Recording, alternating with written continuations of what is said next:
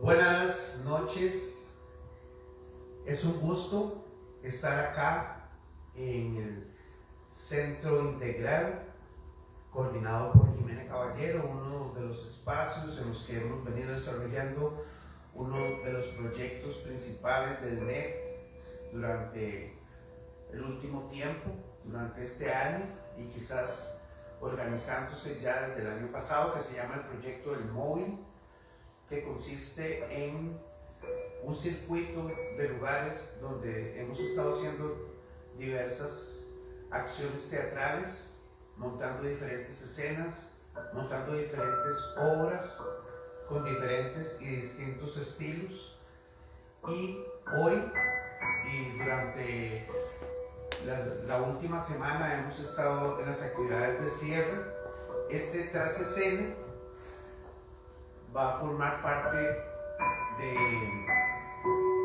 un estilo de tras escenas donde vamos evolucionando también en para qué y por qué, como decía Peter Brook, hacemos lo que hacemos, por qué y para qué hacemos el tras escena mismo. Entonces, esta noche voy a hacer una introducción donde voy a hablar sobre el proyecto del móvil y cómo vendría a ser como una quintesencia, como una punta de lanza de muchas de las motivaciones y muchos de las ideas y de los conceptos que motorizan al núcleo de experimentación teatral. El teatro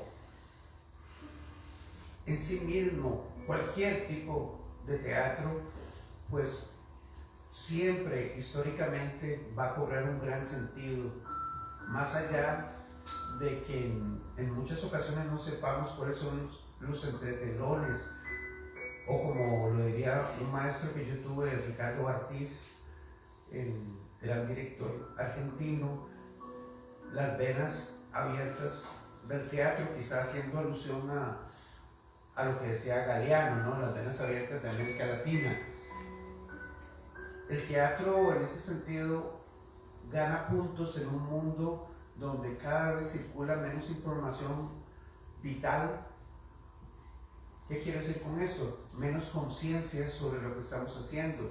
Quizás hay más eventos en el gran arsenal de mercancías del consumismo.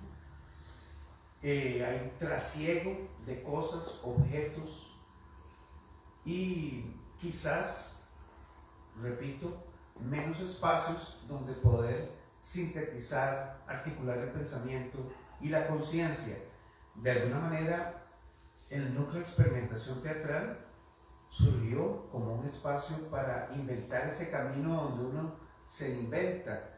Pareciera como una cosa fácil, como simplemente producto de la imaginación, pero en realidad de lo que se trata es de sostener un espacio o espacios donde uno pueda establecer de alguna manera a lo largo del tiempo y del trabajo todo un esfuerzo para ir hollando pasos, y hollando pasos es dejando huella de algo que vaya levantando tu obra, pero que también se vaya proyectando con un sentido acumulado hacia el mismo medio. El tras escena cobra su sentido en este aspecto. Eugenio Barba decía que le interesaba lo que estaba más allá y más acá de los espectáculos o de la representación. Eso fue lo que hizo nacer al tras escena en un momento dado como algo fundamental del núcleo de experimentación teatral, que de hecho era un espacio de investigación y lo sigue siendo. ¿Por qué? Porque quizás el salto más importante que es previo a entender el proyecto del móvil es cuando en el NEC conceptualizamos de que nos interesaba un teatro de proceso. Eso lo que significa es justamente que no es que no nos interese el resultado o queramos ir hacia el resultado, sino que lo que nos interesa es reforzar o actuar o investigar más sobre todos los aspectos que tienen que ver con el proceso. Esta información que muchas veces no circula, en el peor de los casos,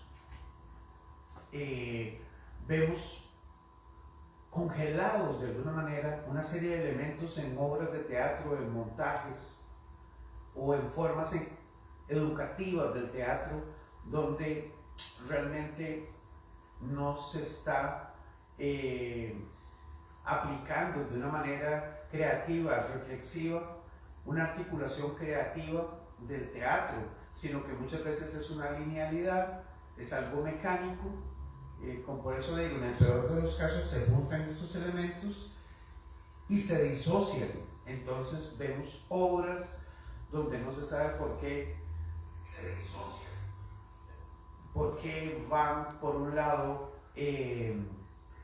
los elementos de la dirección o del texto o de la actuación. Y bueno, en ese sentido hace falta la trasescena. La trasescena también es ese espacio donde nosotros podemos reflexionar sobre nuestra experiencia y hacer que circule una información que no está siendo conocida. También uno de los escenarios más,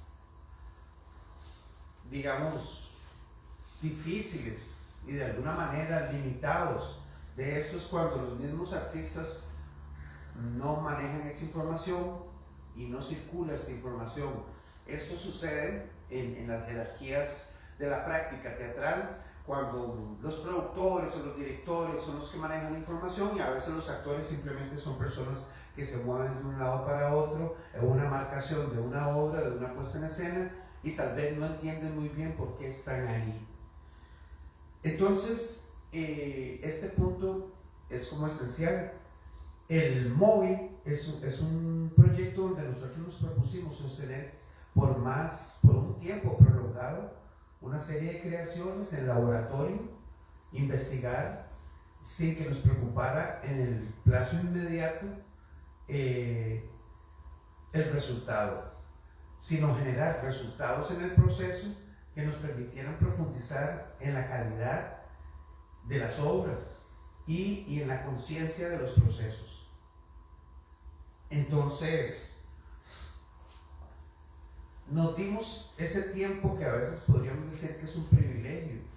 Bueno, tal vez para mirar cuáles eran los pasos, los procedimientos que estábamos aplicando a lo largo de la creación. Hoy, con esto que estoy hablando y con lo que vamos a desarrollar, pues vamos a tratar de ir viendo más en detalle cada vez qué es lo que hemos hecho y por qué. Así, cuando uno habla de procesos, lo que tendría que hablar es que ya desde un primer momento es algo que va a estar abierto a una transformación de las acciones en un plazo de tiempo, donde vamos inventando el camino que nos ha de inventar. Es decir, que no se trata de que yo tenga, por ejemplo, como un texto o una idea, convoque una serie de gentes y como que simplemente lo coloque en escena, eso que ya está en realidad precocinado, por no decir digerido previamente y ya prefijado como un resultado esperado. Entonces, bien, todo va a girar en torno a que el móvil, la palabra móvil tiene varios significantes, o es un significante con varios significados. Uno es la idea de la movilidad que acabo de decir, es decir, se trata de un proceso donde todas las cosas se van moviendo y se van transformando. Por otro lado, móvil es una motivación como una idea de descubrir el porqué o el leitmotiv de una misma actividad. Y también móvil es un objeto artístico en sí mismo, también como un móvil que circula, que tiene cierto movimiento artístico. En el caso del NET,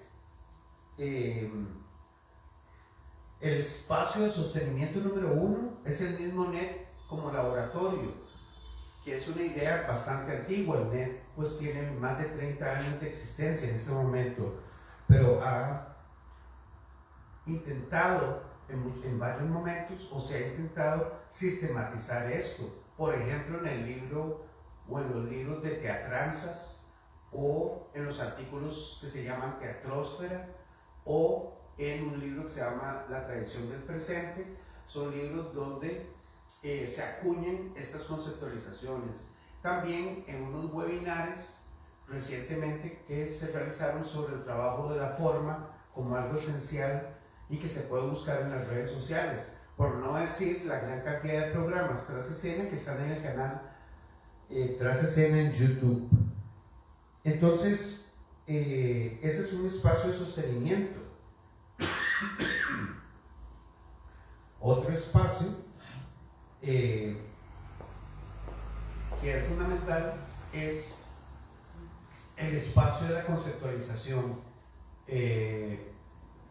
Esto es algo que caracteriza al NET, es decir, que siempre hemos tenido el tiempo para ir haciendo esta sistematización, y nuestro propósito ahora, con una secuencia de nuevos tras escenas, va a ser ir sistematizando estas experiencias del proyecto del móvil.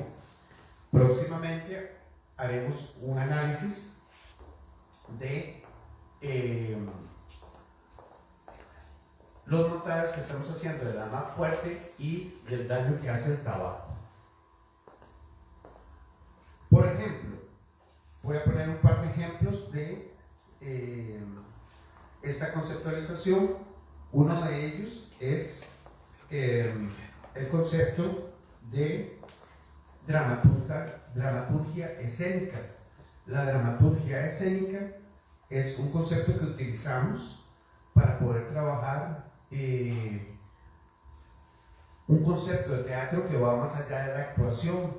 Es decir, como nosotros estamos consiguiendo la práctica teatral, tiene que ver con el hecho de que no estamos solo ante la actuación, sino que la actuación está incluida dentro de una escenificación, o sea que va a tener que ver con una dramaturgia del director y una dramaturgia del texto o de la textualidad, que es lo puede hacer un autor o puede ser hecho por el equipo que está escenificando. Pero hay una dialéctica y una vinculación entre estas tres categorías dramatúrgicas, que es lo que integra la dramaturgia escénica. No es solo conceptualizarlo, sino cómo practicamos esto, cómo podemos llegar a practicar eso. De eso trata el proyecto del móvil. Y además, ¿cómo hacemos para que se materialicen estas ideas? Es decir, que tiene que haber una correspondencia entre la palabra y el acto. Le voy a pedir a alguno de los compañeros que están por allá si me puede alcanzar un vasito de agua. Estoy un poquito medio resfriado. Parece montado, ¿verdad? Porque como que estaba ya preparado, pero no, fue espontáneo, pero seguro ya él lo había pensado. Gracias, Taylor. Ay, sí, estos resfríos de estas épocas. Pues bien, como les iba diciendo,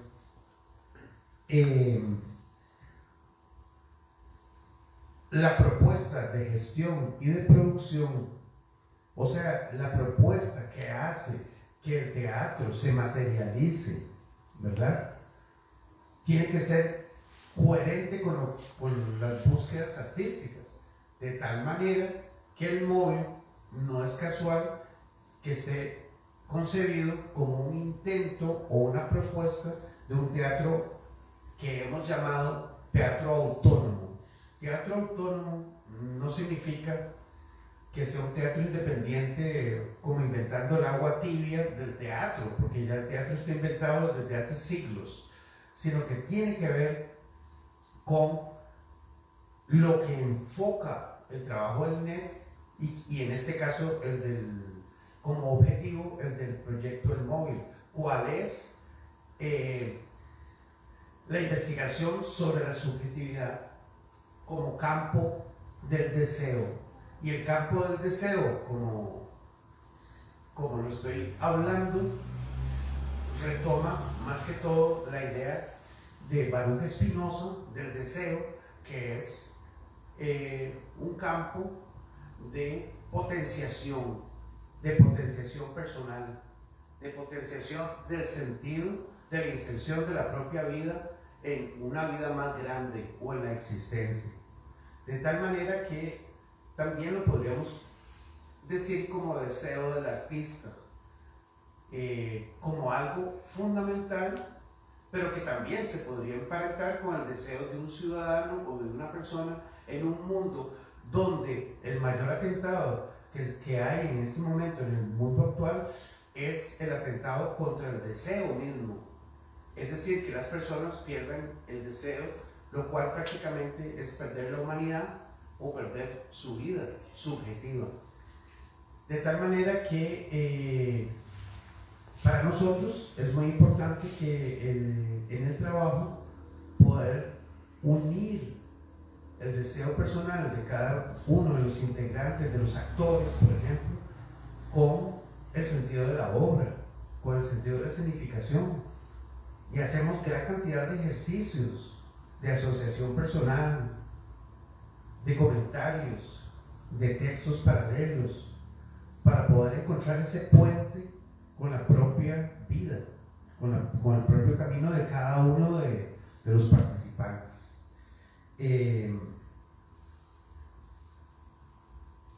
Es decir, el teatro es autónomo porque propone de alguna manera otra geopolítica. Otra geopolítica quiere decir que se inserta obviamente en el medio teatral o en el medio cultural de otras maneras, a negociar de otras maneras el teatro, a hacerlo de otras maneras. Concretamente en el proyecto El Móvil, de lo que se trata es de trabajar en el mediano y por qué no largo plazo. Hemos tardado de repente un año o un poco más en algunos procesos. Muchos de ellos están dando frutos importantes, como lo vamos a ver esta noche, que hemos invitado, y hoy vamos a hablar específicamente o un poco más de una de las ramas de este proyecto del móvil, que se divide en dos. Hoy vamos a tratar más una de estas ramas, que es, o áreas, que es el del teatro de cámara clásico, donde aquí hay compañeros que son los que actúan en La Más Fuerte y en El Daño del Tabaco, que son dos de las obras que corresponden a este teatro de cámara. Hay otra serie de escenas que están en proceso, que las desarrollaremos en otras escenas, que son más experimentales y que bueno, en esta noche no las trataremos, pero que tienen que ver con esta idea de que es autónomo porque nosotros tenemos que decir algo desde nosotros mismos y defender ese espacio, como decía Osvaldo Dragún, y alguna vez me lo dijo Fernando, tenés el derecho y la necesidad de defender la validez de tus imágenes. Y yo le agregué con el tiempo, claro, de mis imágenes, de mi voz, de mis letras, de mis acciones, de mis escenificaciones.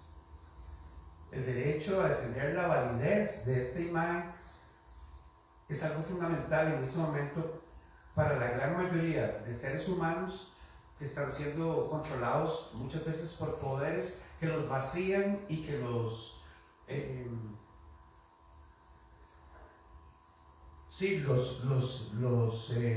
sujetan de sus posibilidades de libertad y de expresión. Entonces, el arte se convierte en algo fundamental. En una época del no decir, el decir se vuelve fundamental. Bien,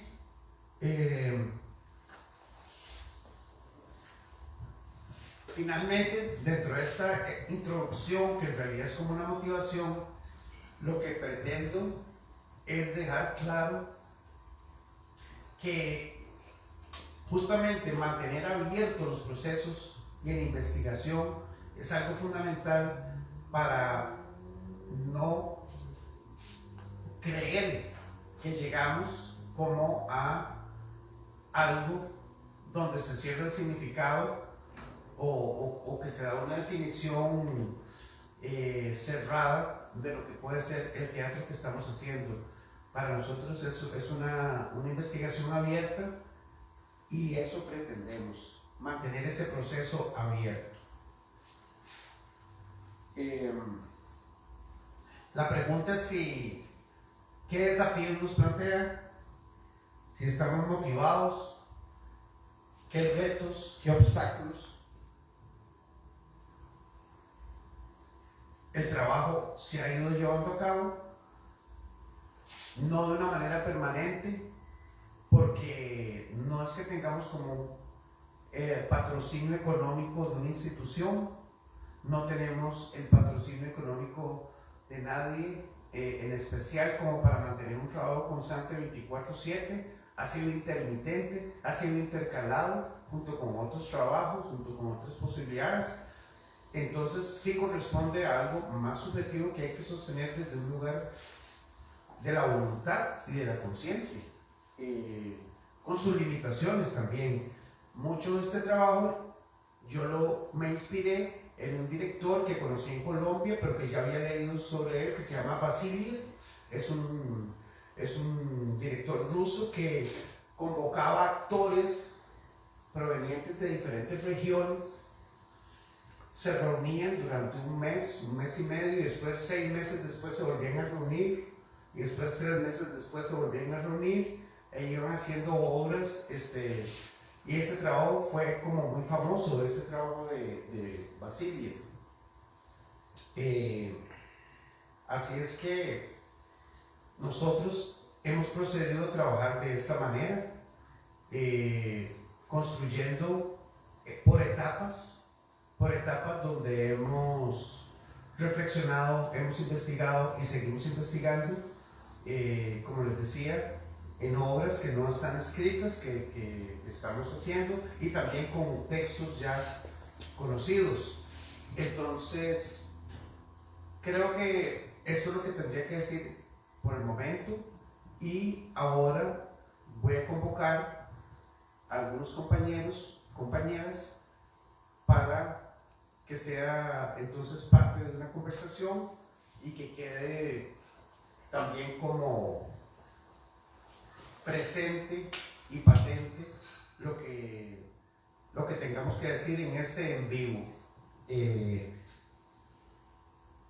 Bien, entonces en ese sentido voy a convocar a Gretel Mena y a Carol Lago, que son las dos intérpretes de la obra La Más Fuerte de Strindberg, una obra compleja que nos ha llevado bastante trabajo.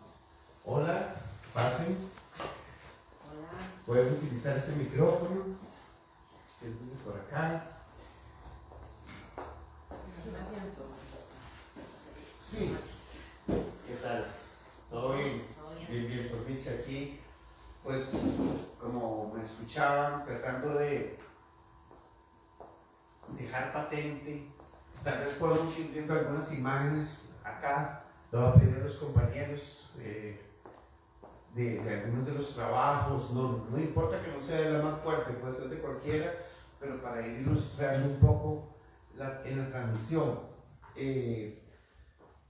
Todo bien. Hemos estado, de hecho ayer tuvimos una presentación, ahora podemos hablar un poco de eso de ayer, pero antes de entrar específicamente a la más fuerte, lo que me gustaría es sus pensamientos, sus reflexiones, no solo sobre lo que he dicho, porque mucho de lo que dije lo han escuchado, parte tal vez no, y cómo interpretan ustedes, cualquiera de las dos, sienten esta manera de afrontar el teatro, que es, digamos, como no llegar y montar una obra y presentarla nada más, ¿verdad? Y cómo ha sido esa confrontación con sus propias experiencias. Podemos partir un poco de ahí. ¿Quieres participar vos primero? Sí, está bien, gracias.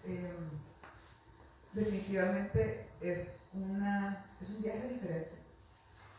Es un proceso que se va apropiando de uno y uno del proceso.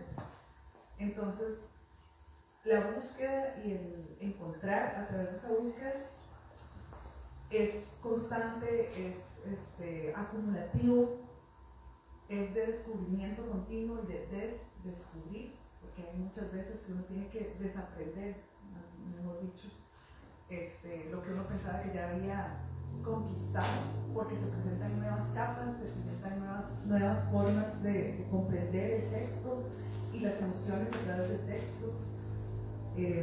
Y más allá, digamos, de lo teatral, digamos, que ya queda claro con lo que decís, te da un sentido sobre el mismo quehacer de vos como artista, porque nosotros no sería solo como una actriz que viene como a ejecutar un personaje y bueno, cómo lo consigo mejor, sino como el acto mismo o del hecho mismo de participar como en un deseo artístico, ¿verdad?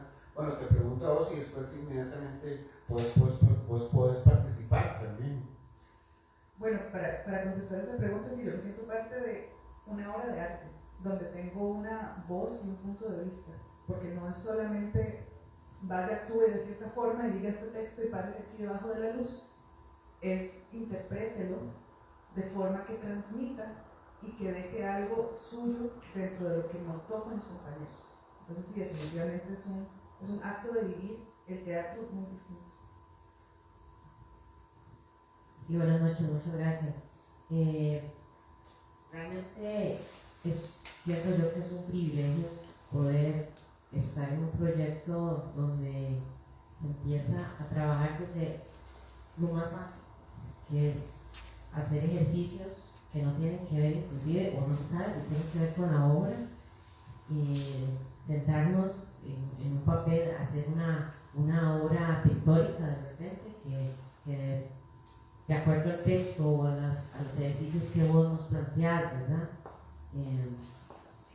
Te vas para la casa y de repente planteas en una obra plástica algo que te movió en el texto. Entonces de ahí se empiezan a sembrar como raíces de cosas que van surgiendo poco a poco. Y ayer lo veíamos que un año después que hicimos trabajo de mesa y trabajo como de esas, provocar esa sensibilidad, vemos que muchas de las cosas que no sabíamos que iban a aparecer, de veras que estaban ahí, como decíamos un día, esto también como un acto inconsciente, ¿verdad?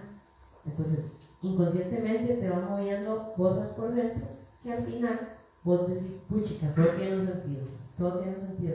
Entonces, es un privilegio, digamos, además, partir de un, como vos decís, de un proceso de formación que no es ir al resultado exactamente, sino un proceso que vas cada vez conquistando cosas y develando capas como vos hacías.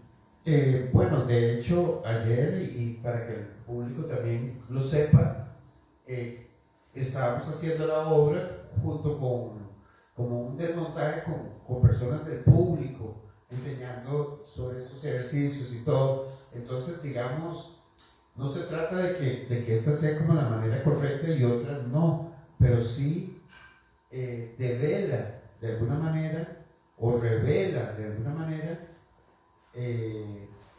asuntos que muchas veces no circulan, que fue lo que yo traté de decir en la introducción, es decir, que el público no circula la información para que el público sepa esto. A veces no circula la información dentro de la misma gente que estudia teatro en una escuela, porque es una escuela académica, universitaria, y tienen notas y tienen otras cosas, y tal vez los objetivos se centran mucho en esas otras cosas. Entonces, es como rescatar eso. No es que siempre sea posible, porque muchas veces, no sé, las personas que sostienen salas comerciales, etcétera, pues tienen que mantener toda una programación, pero sí resaltar que hay algo importante que debería convivir junto con todo esto otro. Debería convivir, digamos, el poder hacer una obra como La Más Fuerte poco a poco hasta llegar a conquistar niveles superiores de actuación, de acuerdo a lo que somos cada uno de nosotros, ¿verdad? Pero que si no te expones a esos procesos no se va a dar. ¿Ya? Entonces, ese es el reto. ¿Qué reto les ha demandado esto en ese sentido? Porque me imagino que lo has sentido en muchos momentos como, bueno, ¿y esto cómo se come? ¿O cómo voy a avanzar? Bueno, primero, eso que acabas de decir vos, que no se puede conquistar como el Everest dando un pasito hoy, ¿verdad? Tiene que ser como una cosa que vamos alcanzando poco a poco. Entonces, a veces los resultados que hemos tenido es de una conformación de otro montón de cosas que si una de esas articuladas, que si una de esas falta, no se da lo mismo, ¿verdad? Entonces, como digo, como repito, es un privilegio poder tener este tipo de experiencia, porque entonces vas afianzando poco a poco cada capa. Y respecto a los retos actorales, pues sí, porque a veces, bueno, en esta obra son demasiadas cosas de la complejidad humana, digamos, que ves Strindberg, ¿verdad? Que plasma ahí en qué montón de cosas está sintiendo cada personaje. Porque está sintiendo de repente temor, está sintiendo de repente prisa, quiere algo de la otra persona, no quiere saberlo a la vez. Entonces es un reto, por supuesto, porque son esas, qué sé yo, múltiples sentimientos o factores que inciden en cada personaje, ¿verdad?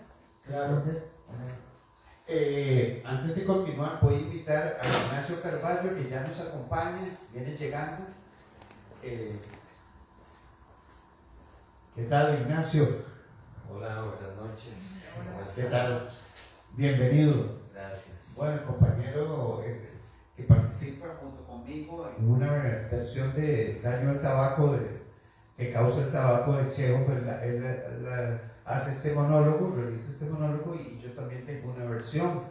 Pero bueno, has estado escuchando un poco por dónde anda esto, y también llevamos bastante rato del encuentro y de esta manera muy particular en que trabajamos buscando nuestra propia visión de la obra y dejando que sea, ¿no? Dejándola como si estuviéramos cultivando una planta.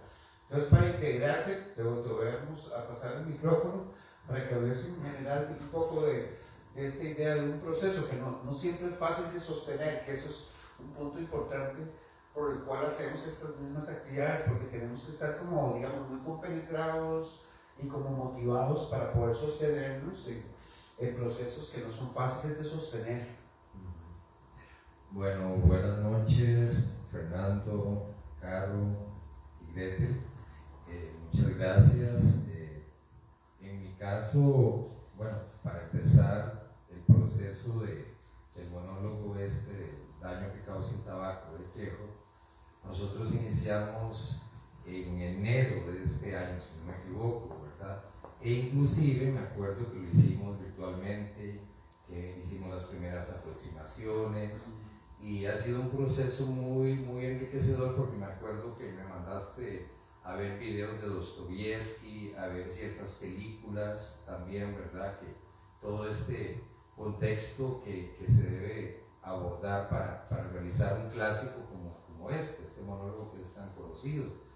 Y ha sido un proceso muy rico porque hemos ido avanzando y avanzando con todas las intermitencias, pero creo que ha sido un proceso que a mí en lo personal como intérprete me ha llenado mucho y me ha puesto también muchos retos, porque es una tarea de no quedarse como en una zona de confort, de actuación, de no hacer un teatro, digámoslo así, como muy esquemático, ¿verdad? Sino siempre experimentar y descubrir, y lo que vos hablabas del deseo, ¿verdad? Y el derecho a las imágenes propias.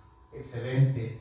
Bueno, entonces retomo un poquito con ustedes dos a donde habíamos quedado también, y le añado algo que es parte del móvil, que es como una interacción que tuvimos con la comunidad de Limón, con otro proyecto que está a mi cargo que se llama Carnes Tolenda, que el NET participa también junto con la Vicerrectoría de Acción Social de la Universidad, un proyecto de activación cultural en Limón.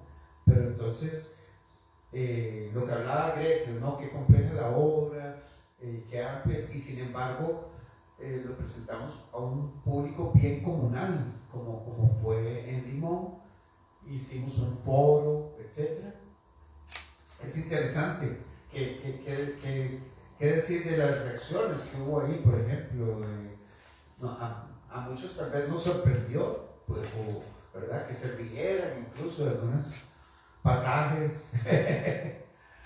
Sí, a mí me sorprendió y me conmovió, o sea, porque logramos capturar la atención y la imaginación de las personas.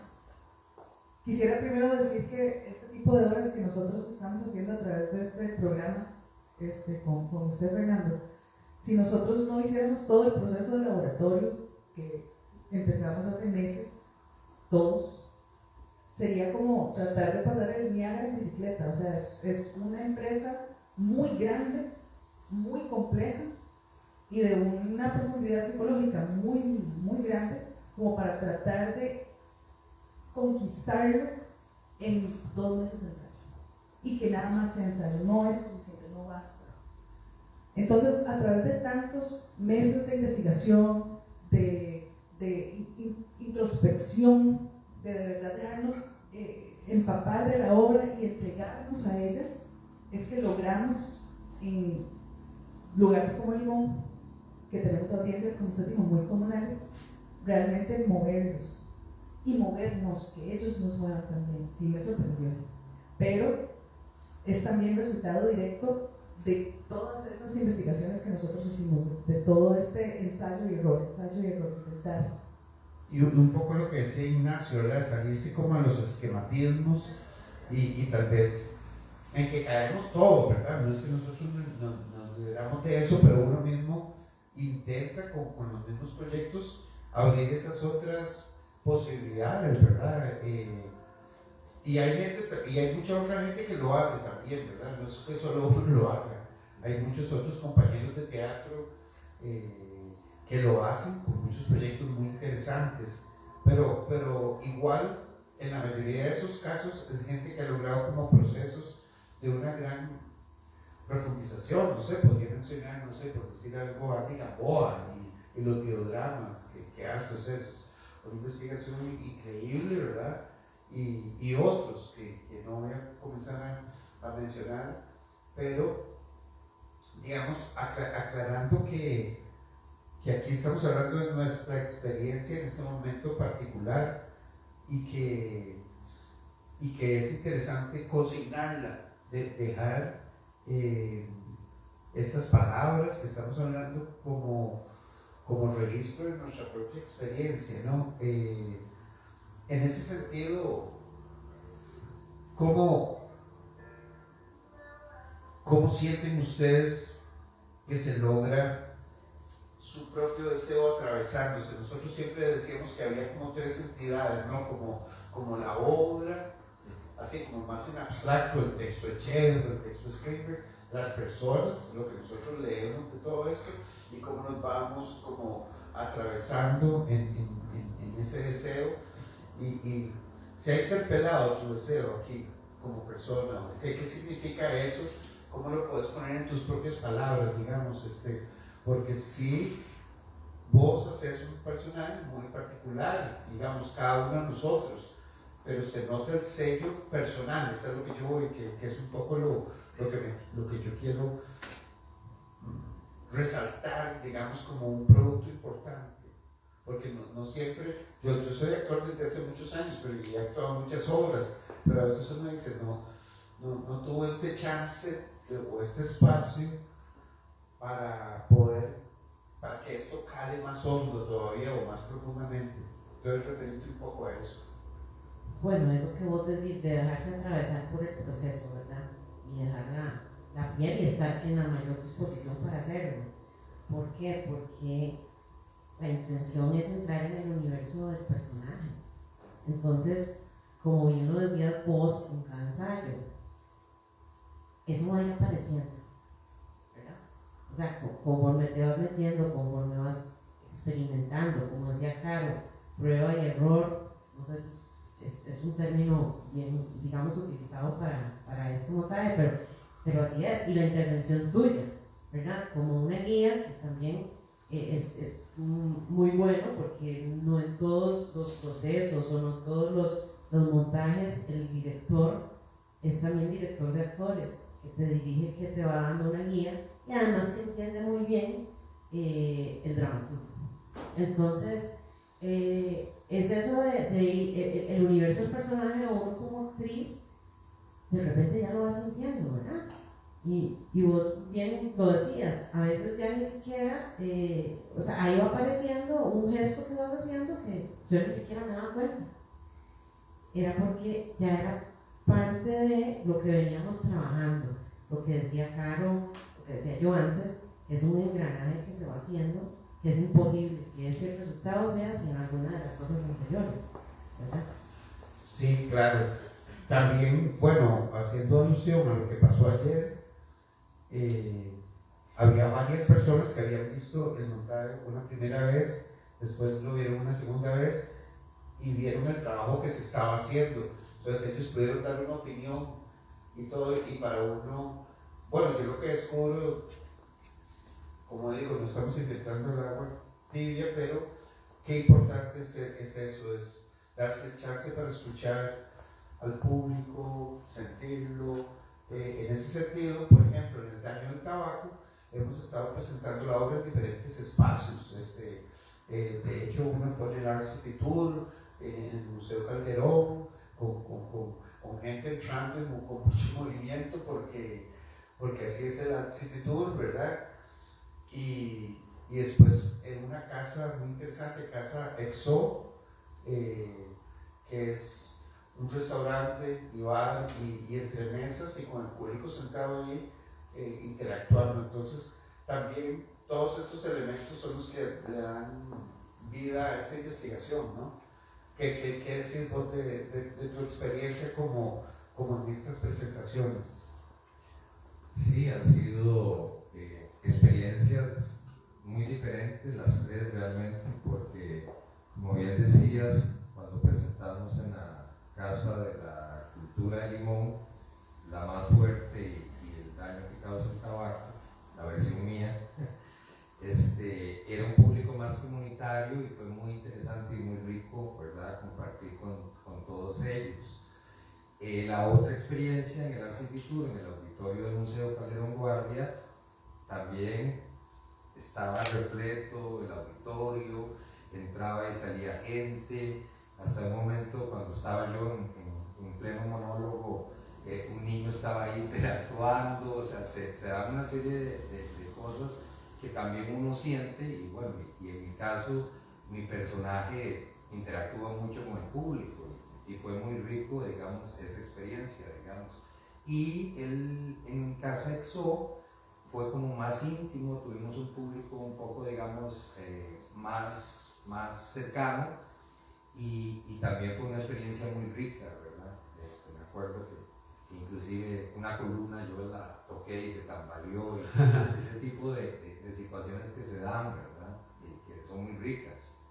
Y sí, para mí ha sido muy enriquecedor porque uno entiende, Fernando, que el proceso, este proceso que vos desarrollás en el MEP, no es una cuestión de repetir acciones, sino que hay que seguir con el deseo, hay que seguir defendiendo las imágenes y cada vez aportando más, porque no se termina la obra, nunca se termina para mí. Hay algo como el sostenimiento del deseo que yo le introducción a este 3SM y que es justamente que la experiencia de alguna manera cuesta sostener porque queda como inacabada, ¿verdad? O que acaba en un momento dado, pero con la idea de que continúe. Son como capas. Como persona uno igual, muchas veces estás haciendo un proyecto, estás haciendo algo, pero bueno, se acabó, ya no hay más, ya no lo hiciste más, o algo pasó, se descontinuó, pero digamos, es similar, digamos, hay algo como de la vitalidad de la existencia misma que se acerca al teatro y entonces para mí eso es muy importante. ¿Qué sienten en general de esto, del hecho de que sentirse parte de un proceso que tiene cierto grado de incertidumbre, porque tampoco es que tenemos un plan cerrado que vamos al año 2000 no sé cuánto, 25, con funciones por todos lados, o sea, no se trata de eso, sino que es como ir reconstruyendo. De hecho, mismo otras escenas no era algo que tuviéramos al principio totalmente armado, por decirlo así, sino que surge en el camino. Bueno, en ese aspecto específico es el teatro como la vida misma, ¿verdad? Porque uno no tiene certezas en la vida, uno no las tiene, uno puede tener un plan, una idea, un norte, una dirección, un anhelo, un deseo, pero realmente no todo está dicho ni hecho y uno tiene que irlo descubriendo y es solamente a través de la perseverancia, de la persistencia, de la búsqueda continua, de dejarse mover por lo que a uno realmente le cala, que se logran las cosas. Entonces, tener un teatro, la oportunidad de hacer teatro de esta forma, a través de las incertidumbres incluso, es un detalle más que le agrega, no le resta, le agrega. Es justo gracias a esa incertidumbre que tenemos el chance de ser más explorativos, de ser más críticos, de ser más, de proponer más y ver hasta dónde podemos llegar a través de las propuestas que tengamos. Y el abrir también la puerta a los ensayos abiertos, como hemos tenido oportunidad de tener varios, y ver que el público que tal vez no ha tenido el estudio de la obra porque no han sido partícipes como nosotros, sino que lo están viendo como una audiencia, y aún así les mueve, les causa preguntas, tienen opiniones, tienen sus puntos de vista, es otra forma más de también cargarse de esa incertidumbre, porque uno realmente no sabe qué es lo que uno está logrando transmitir, es solamente a través de este tipo de interacciones. Entonces, para mí es muy enriquecedor, es el teatro como la vida. Sin duda, sin duda. Yo soy profesor de apreciación de teatro, como ustedes saben, en la universidad también desde hace mucho tiempo, pero a mí eso me influye también. Esto que decís, constantemente estoy escuchando las opiniones sobre las obras y lo que le afecta a las personas, entonces, por suerte, uno no es que no quiere pertenecer como a una tradición macro de lo que se supone que es el teatro en el mundo, los grandes autores y los grandes dilemas que puede haber en congresos de teatro, etc. Pero al final es muy, muy vital y muy rescatable y casi una resistencia cultural extraordinaria. La inmediatez que es presentarse frente a un público e interactuar con él, con tu obra. Es decir, finalmente, es como decirlo así, un cantante no va a depender de una disquera, como hacía Pedro Sopopo, si tengo mi guitarra yo canto. Y un pintor, mientras tenga su taller, pues podrá pintar. Digamos, otra cosa es que ese es ya todo el problema que puede haber en el gran mercado, ¿no? Pero digamos, sí, para mí la potencia que tiene el teatro, tal vez en el cine cuesta mucho más porque es más costoso, necesitas mucha producción, necesitas mucho dinero, siempre, casi siempre, mucho equipo, no es tan fácil. En el teatro, con monólogos, uno puede llegar y entrar en un lugar y decir, quiero hacer este monólogo, permítanmelo, y lo haces. Entonces, eso me parece como algo de lo que decía del deseo de este Baruch de Spinoza, ¿no? Que habla de la potencia, el ejercer la potencia de tu ser, de tu voz.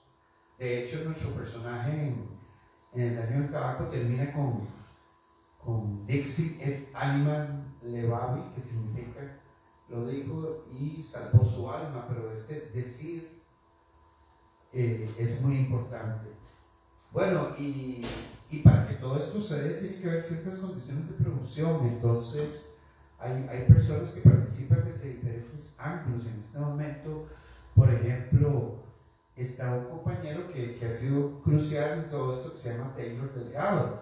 Es un compañero que se dedica a cubrirnos las espaldas también en una serie de asuntos de producción, pero que tiene una mirada también, por supuesto, y una interpretación y un pensamiento de todos estos procesos. Entonces, le voy a pedir que se acerque por acá, le vamos a dar un campito,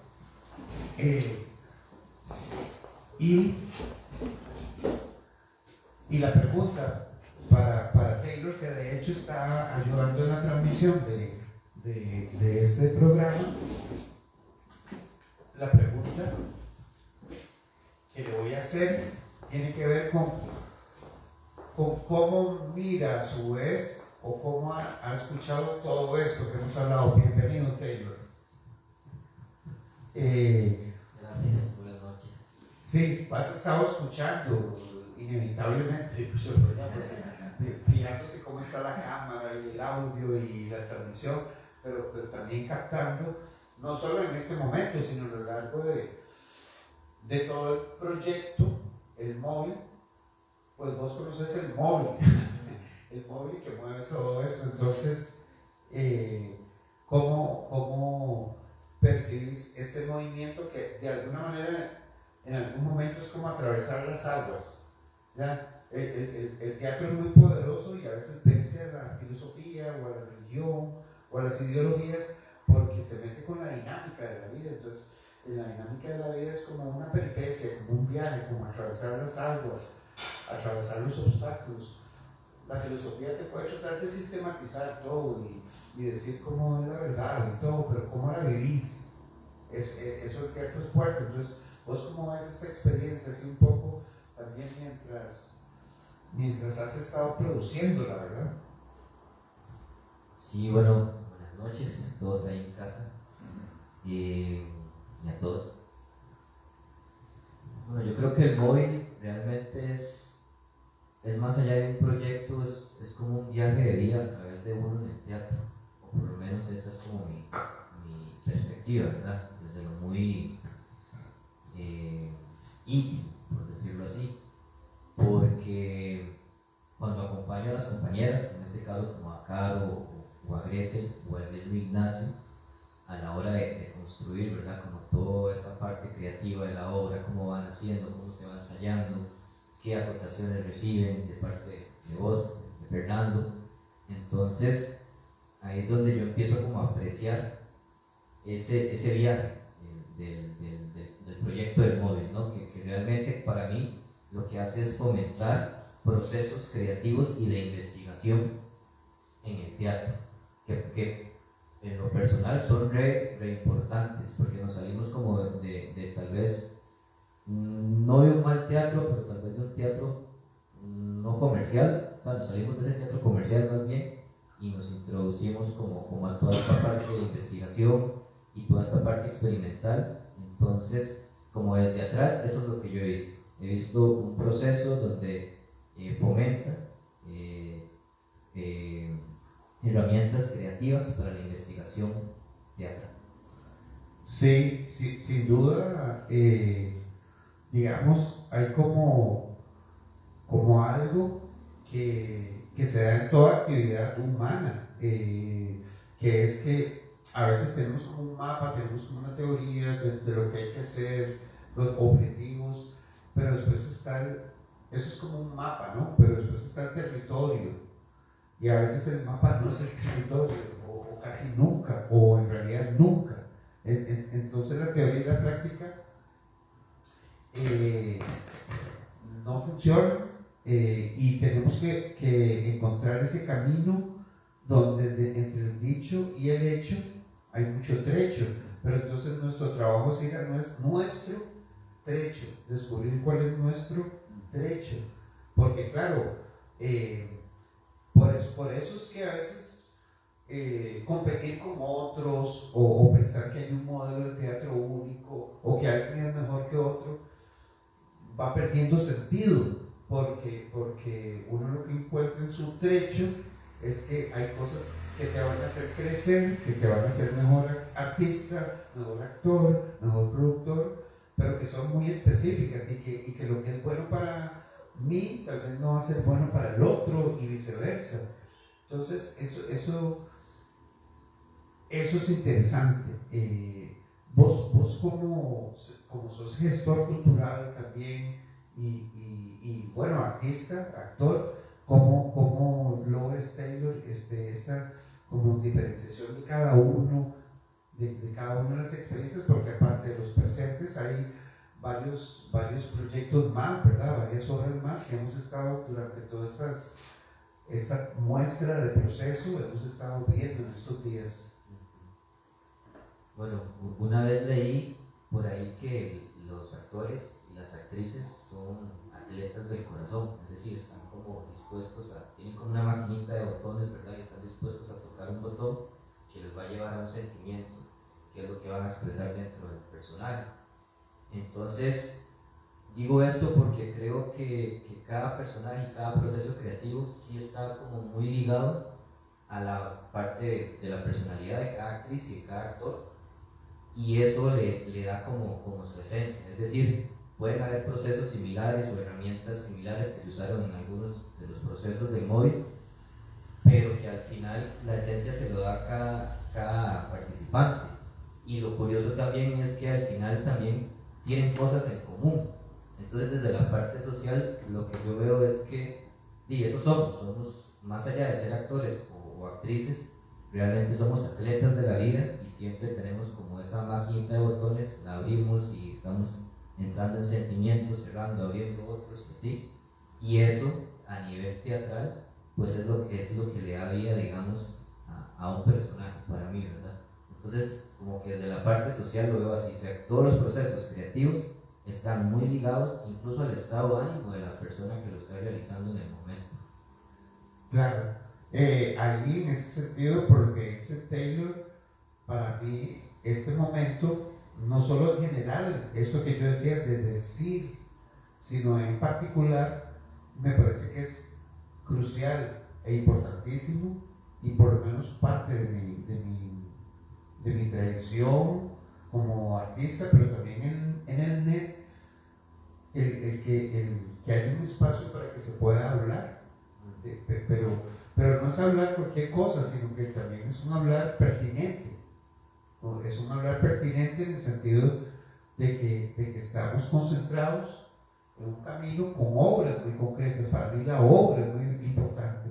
Es decir, lo que pasa es que el resultado para mí no es una obra como que ya se coaguló y se presenta nada más, sino que la obra es todo esto que estamos hablando. Todo este proceso es la obra. Es como el universo, la obra. Siempre lo he visto así. Me veo rodeado de las criaturas de las obras, como diría cualquier pintor o escritor. Ahí están todos esos fantasmas, ahí están todas estas presencias, todas estas ideas, todo eso está ahí. Somos autores. Entonces para mí, ustedes son autores, ¿me van a entender? Son intérpretes, pero son autores. E igual el gestor es un autor. Es el concepto de autoría, de ser un sujeto activo, propositivo. Eso es exigente, porque se exige que la persona tenga precisamente que crear, por decirlo así, que no es un acto estereotipado, mecánico. Entonces, pero quisiera que habláramos un poco de eso, de estas exigencias, estos desafíos de esto mismo, porque no es fácil. Esto no es fácil porque de alguna manera se pone en tensión ciertos límites que normalmente hay en todo esto de la creación y de llegar o no a un cierto resultado. Es decir, probar o equivocarse. Incluso solo equivocarse es difícil. Equivocarse frente a los demás, o que algo no funcione. Eso me parece interesante, ¿no? Como parte de nuestras experiencias, porque no es que esto salió, ni la obra va a salir así como perfecta de un momento a otro, sino que hubo, por ejemplo, en todos los procesos, incluyendo el mío, que yo tuve con mi propia escena, en que en muchos momentos no funcionaba, digamos, o no lo encontrábamos, o había, todavía no estaba cultivada la tierra, o el abono, o el tiempo para que eso se diera. Entonces, eso es interesante referirse. No sé quién quiere. Gracias. Sí, esto realmente representa un reto, ¿verdad? Porque la obra en sí, el hecho de que haya dos personajes donde una de ellas no habla, a mí, por ejemplo, me sirvió mucho lo que vos desde un inicio en mesa nos dijiste. Primero, es como decía Caro, de construir lo que ya uno ha aprendido en la academia, ¿verdad? Entonces, no es perseguir un objetivo en sí, que a veces eso se nos ha enseñado en el teatro. Como personajes. Claro, el objetivo de cada sector, cada beat, pero vos por ejemplo, nos estimulas para que hagamos cada beat desde otro propósito, desde otra óptica, y eso es algo que me ayudó mucho a mí, fue la cosa del impulso, ¿verdad? Los impulsos que uno como ser humano tiene siempre. El impulso de agarrar un vaso, porque lo agarras, el impulso de que se te caiga, cosas así que salen naturalmente. Entonces eso es, en el teatro se aplica como la escucha viva a la otra persona, no adelantar las acciones, porque el actor sabe qué va a suceder. Entonces es poner mucho más atención en el otro o en lo que está pasando. Bueno, en el caso de ustedes que no tienen otro actor en escena, pues me imagino que se agarran de otras cosas, pero digamos, en el caso de nosotras, yo tenía que estar muy pendiente de lo que hacía Caro y Caro de mí, hasta el mínimo gesto. Eso alimentaba parte de mí, de mi actuación, ¿verdad? Entonces eso lo hace muy vivo, eso lo hace muy orgánico, lo hace con que usted, porque puede ser que ella hoy me haga un gesto diferente, mañana me haga otro, entonces, ¿cómo reacciono yo a eso? Entonces es vivo, ¿verdad?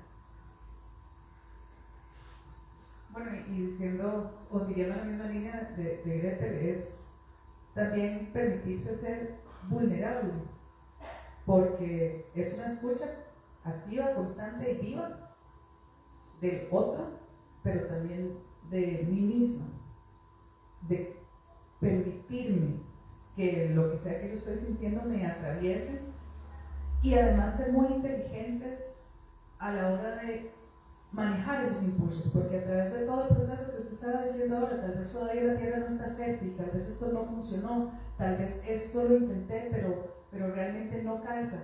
Es ser muy inteligente de escuchar a mí misma, a la persona que está conmigo en escena, a mi director y a lo que necesita todo el material que estamos poniendo para poder editar que sí y que no.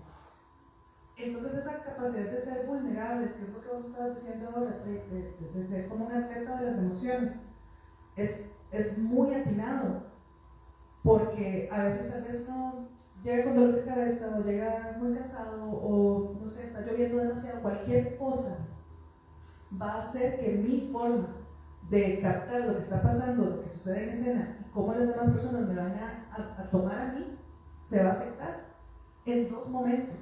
Esa capacidad de atención y atender a pesar de lo que yo esté esperando que sea un resultado, sino ser nada más orgánicos y evolutivos. No nos podemos quedar estáticos. Esto es muy importante, ya estamos llegando un poco como a finalizar esta primera entrega, porque vamos a tener una segunda entrega donde posiblemente hagamos algunas escenas, porque ahora suena un poco abstracto, ¿verdad? La obra que no habla, no sé qué. Entonces pretendemos que la próxima entrega de este mismo programa será con algunas escenas. Pero sin embargo, aquí hay algo importante que es cómo sostener el deseo. El deseo es algo fluctuante, decía Lacan, ¿verdad? No, es como una especie de maravillosa carencia, digamos, en el sentido de la falta humana, es decir, que hace falta que la falta para que nosotros podamos continuar. De alguna manera es como una incompletitud que siempre nos va a retar en la vida, porque siempre vamos a no tenerlo todo y siempre vamos a necesitar algo más, pero que es lo que nos angustia, pero que a la vez es lo que nos mueve, ¿verdad? Sin embargo, mi posición hacia mí mismo, como si tuviera una especie de diario personal, ¿verdad? Pero este sería como un diario social, los tras escena, porque entonces estamos reflexionando en voz alta, en un en vivo, donde uno tiene que estar muy concentrado o sobre todo de ir a decir las cosas que realmente quiere decir, ¿no?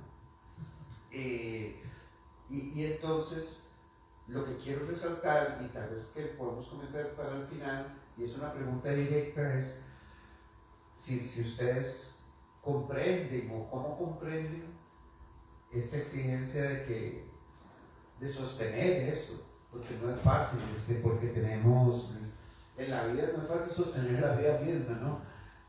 Tenemos problemas, tenemos que trabajar, ¿cómo voy a tener ese ánimo? ¿Cómo voy a tener esta entereza?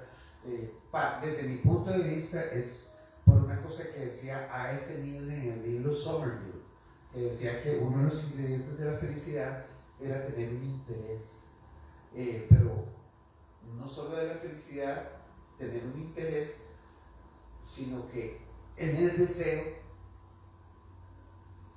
el arte y la creación son como una gran compañía, es un gran acompañamiento, porque entonces, claro, yo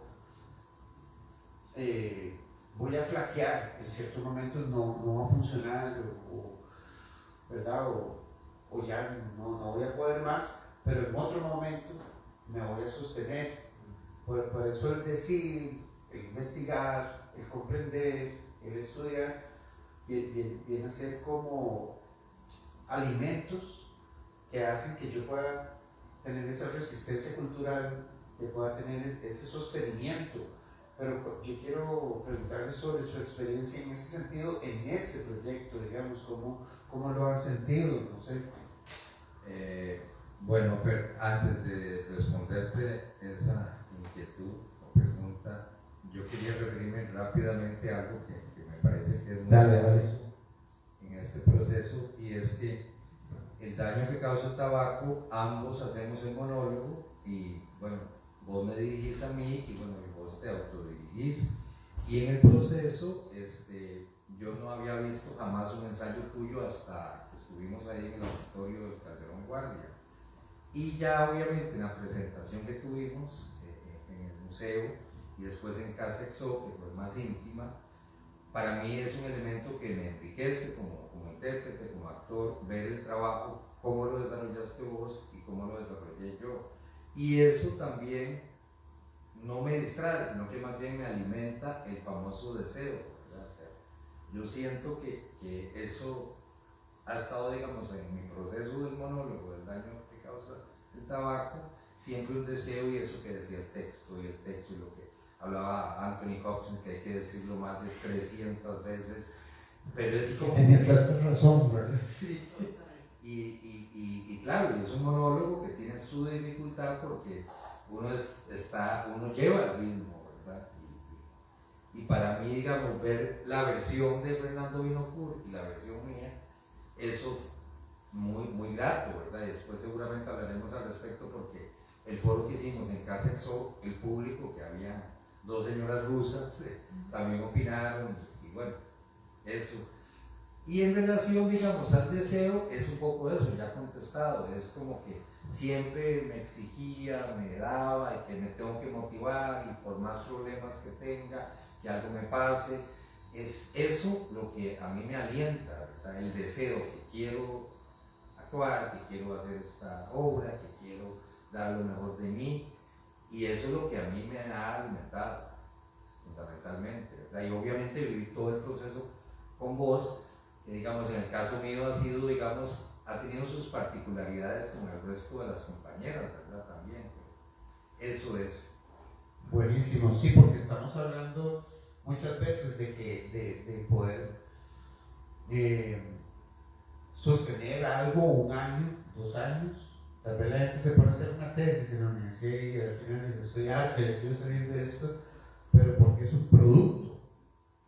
Y estos sí son productos, pero que a la vez están viabilizando otra dimensión que se reproduce a otro nivel, porque no es solo hacer la obra, sino que ya hacer en diferentes contextos con otros compañeros, con otras investigaciones, con otros ingredientes, van haciendo que se dinamice todo ese proceso y que por lo menos para mí, sin toda esta trasescena, sin todos los foros, sin todo eso, es muy probable que se agote más rápido una presentación, cuando a veces en las temporadas de teatro hace años, voy a decir que es hace años para no pensar que se sigue pensando así, se decía que los estudiantes de colegio eran como ovejas, o les ponían un nombre, los mismos actores, ¿no? Como que era gente que iba a venir a ver la obra, pero como que es como un hueco negro y un montón de gente ahí. Yo digo, no, es que tiene que ser más vivo el teatro, tiene que haber una circulación de información.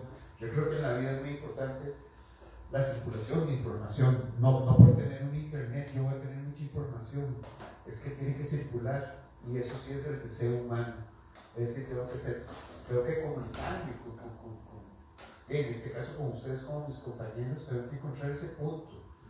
No es que seamos amigos o no, o tengamos un vínculo privado, sino que es más bien en el espacio del arte.